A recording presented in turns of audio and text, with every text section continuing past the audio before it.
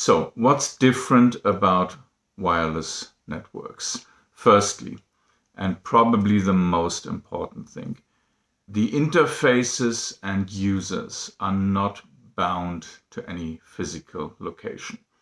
When we have a user or a device, a laptop, a computer on a wired network, then if we can analyze that this is sitting on a certain switch, on a certain port, then we know that this device physically must be in that location, at least within the range of how long an Ethernet cable can be, for example. So it'll be within 10 meters, a few 10 meters of that switch or outlet, whatever that might be. That's not the same for wireless networks. We cannot contain these in one place. We cannot say this is where the wireless network ends. When we design wireless networks, we of course have an idea about the reach, roughly. We've hopefully optimized our network and placed the access points, and then we know that this access point should cover a certain area, but we can't be quite certain how far that reaches. And just to give you an idea, this can be tens of kilometers. This could in principle be hundreds of kilometers. This is not what we're normally seeing, but we have seen rare cases where conventional normal access points were actually picked up by people with directional antennas from as far as 700 kilometers away.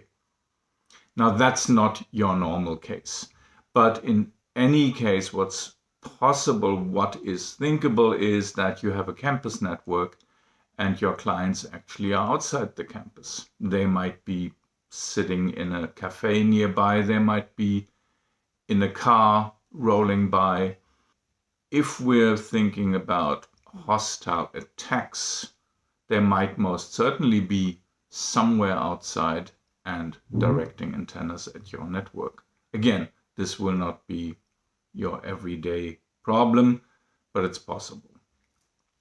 Then the second one, which is fundamentally different. With a wired link, most of the time you can describe a link as being it's up or it's down. It's 1 or it's 0. It's working or it's non-working. With a wireless link, that's not the case. A wireless link can be anything in between. It can be sort of working, but not very well. It can be working, but not all of the time. I'll get back to that. So instead of being 1 or 0, it can be sort of anything in between. 0.5 good, 0.3 good, and it can vary over time.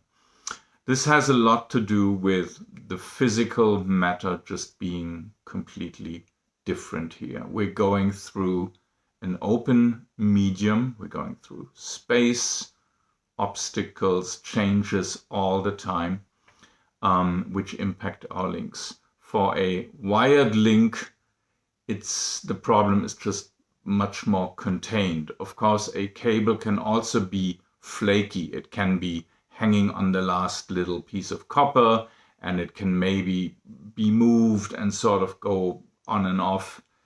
But that's pretty rare, at least in a well-maintained wired network, where in a wireless network, that's completely the normal thing that we're seeing all the time. We talked earlier in former talks about what kind of obstacles and objects are in the way of wireless networks. You will remember it's mostly metal and water we should be concerned about.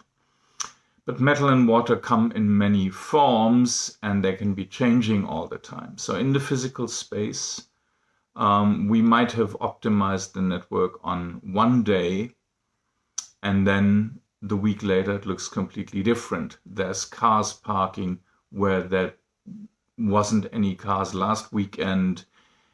Trees might be moving in the wind. The weather might change. A tree that was dry now is completely moist, the leaves carrying the water of the rain, and all of a sudden we have a major obstacle.